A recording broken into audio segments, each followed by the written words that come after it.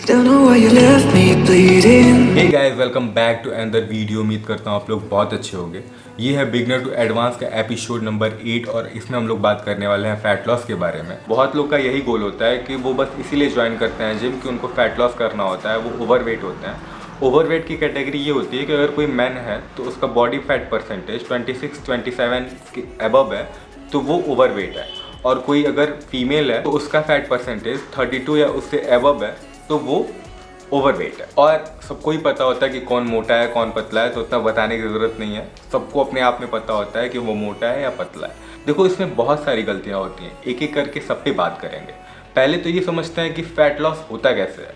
सीधा सा फंडा है, सब लोग यही बोलते हैं कि कैलोरी डेफिसिट में खाओ फैट लॉस होगा। पहले ये समझते हैं कि कैलोरी डेफिसिट होता क्या है। उससे पहले ये समझते हैं कि मेंटेनेंस कैलोरी क्या होता है। वो कैलोरी जिस कैलोरी को खा के ना आपका वजन बढ़ रहा है ना घट रहा है, वो मेंटेनेंस कैलोरी होती है। और वो कैलोरी जिस कैलोरी को आपको खा के आपका वेट बढ़ रहा है तो आप कैलोरी सरप्लस में हो, और वो कैलोरी जिसको खा के आपका वेट कम हो रहा है वो कैलोरी डेफिसिट है। जैसे मान लो, मैं अपने पे बताता हूँ। जैसे मान लो कि ये मेरा मेंटेनेंस कैलोरी है और ये 2000 है, तो कैलोरी इन मतलब जितना मैंने खाया, कैलोरी आउट मतलब जितना मैंने बर्न किया।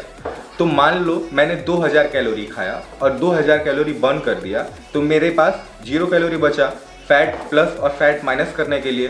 तो मेरा वेट अगर 70 kg है तो 70 kg ही रहेगा। पर मान लो मैंने 2000 कैलोरी खाया और 1800 कैलोरी बर्न किया, मतलब 200 कैलोरी मेरे बॉडी में रह गया, जो कि फैट में बदलेगा, या फिर मैं अच्छे से वर्कआउट करूंगा तो मसल में भी चेंज होगा थोड़ी मात्रा में। पर मान लो मैंने 1800 कैलोरी खाया और 2000 कैलोरी बर्न कर दिया, तो मेरा मेंटेनेंस कैलोरी तो 2000 है, मैंने खाया है 1800 ही बस।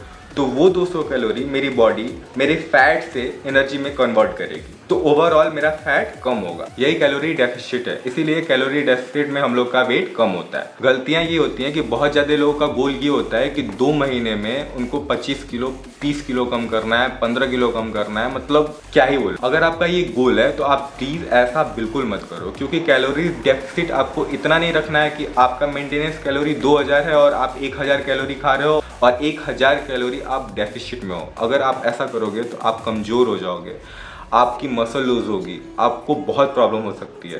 तो ऐसा नहीं करना है आपको। दूसरी बात ये कि जब आप जिम जाते हो तो बहुत लोग आपको ये बोलते हैं कि आप कार्डियो करो। कार्डियो का सीन ये है कि अगर आप बहुत ज़्यादा कार्डियो करोगे और वेट ट्रेनिंग नहीं करोगे तो आपका फैट लूज होगा। जैसे बहुत लोग एक्सट्रीम में चले जाते हैं, अचानक से उनको शौक लगता है और वो एकदम एक्सट्रीम लेवल पे चले जाते हैं, बहुत ज़्यादा कार्डियो करेंगे, एकदम लिक्विड डाइट कीटो डाइट पे चले जाएंगे, जो कि उनके लिए बहुत हार्मफुल है। इससे आपका वेट तो कम होगा, वेट तो आपका कम होगा ही होगा, पर उसके साथ साथ फैट के साथ आप मसल लूज करोगे, जो कि बहुत ही बेकार है आपके लिए।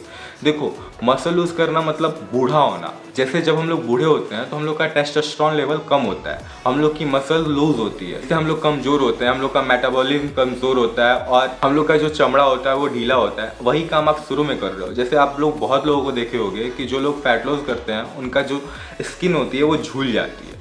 यही रीज़न है। वो फैट के साथ साथ मसल लूज भी कर रहे होते हैं, उनकी डाइट बहुत ख़राब होती है, वो लंबे टाइम तक खाते ही नहीं है, लिक्विड डाइट लेते हैं, जिसकी वजह से वो एकदम कमज़ोर हो जाते हैं, उनको बैठे बैठे चक्कर आने लगता है। तो ऐसी चीज़ें आपको नहीं करना है। आपका कैलोरी डेफिसिट बस 200 कैलोरी होगा। अगर आपका मेंटेनेंस कैलोरी 2000 है तो आपको 1800 कैलोरी खाना ही खाना है। देखो, आप कर क्या सकते हो, आप ये कर सकते हो कि जैसे आपका मेंटेनेंस कैलोरी 2000 है तो आपने एक्सरसाइज करना स्टार्ट किया, कार्डियो करना स्टार्ट किया, वेट ट्रेनिंग करना स्टार्ट किया, तो आपका मेंटेनेंस कैलोरी हो जाएगा 2400 2500। आपका जब मेंटेनेंस कैलोरी 2500 हो गया तो आप 2300 भी खा के 200 कैलोरी का गैप कर सकते हो और कैलोरी डेफिसिट में रह सकते हो।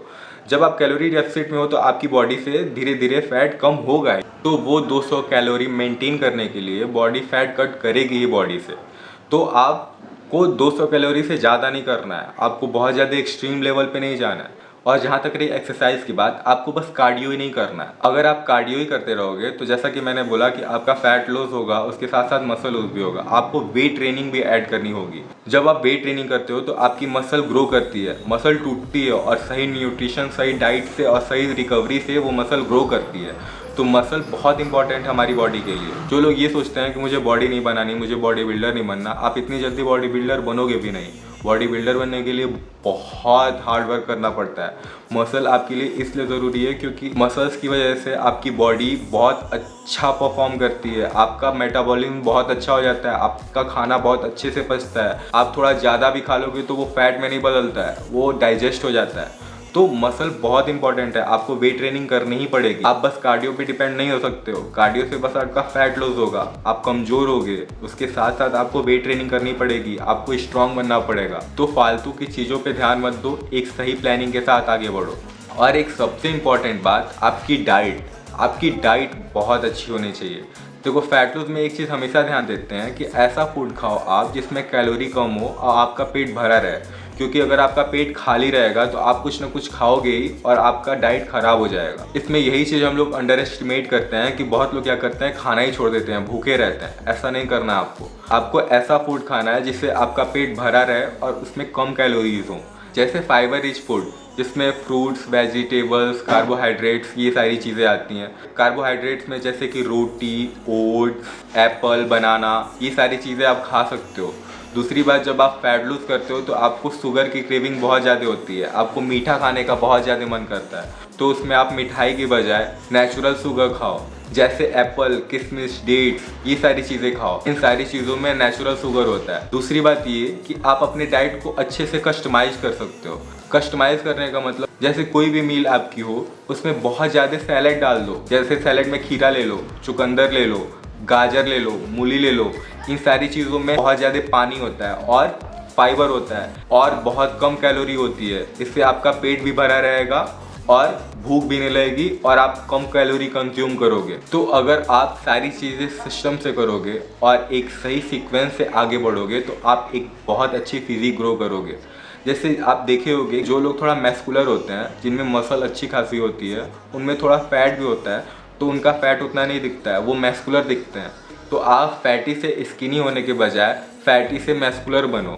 फैटी से स्किनी तो आप बन सकते हो, पर स्किनी बनने के बाद आप कुछ करने लायक नहीं रहोगे। बहुत लोगों को ये देखा गया है कि जब वो फैट लॉस करते हैं तो वो बीमार पड़ जाते हैं और वो बहुत गंदा बीमार पड़ते हैं, और बीमार होने की वजह से उनका वेट बहुत गिर जाता है। वो ये सोचते हैं कि अच्छा हुआ बीमार पड़ गया, वेट कम हो गया, पर वो जैसे ही नॉर्मल लाइफ में आते हैं और अपना डाइट लेना स्टार्ट करते हैं, खाना खाना स्टार्ट करते हैं, वैसे ही वो पहले जितने वेट के थे उतना ही हो जाता है।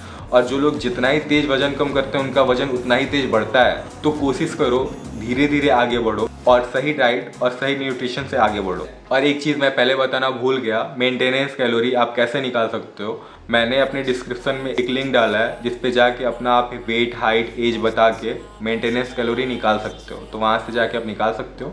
ये वीडियो यहीं तक थी। अगर आपको इस वीडियो से हेल्प मिली हो तो इस वीडियो को लाइक करिएगा, चैनल को सब्सक्राइब करिएगा और बेल आइकन जरूर प्रेस करिएगा, क्योंकि मैं नहीं चाहता कि मेरी कोई भी वीडियो आप मिस करो। और इस वीडियो को जितना शेयर कर सकते हो उतना शेयर करो। मिलते हैं नेक्स्ट वीडियो में, तब तक के लिए अपना ख्याल रखो, बाय।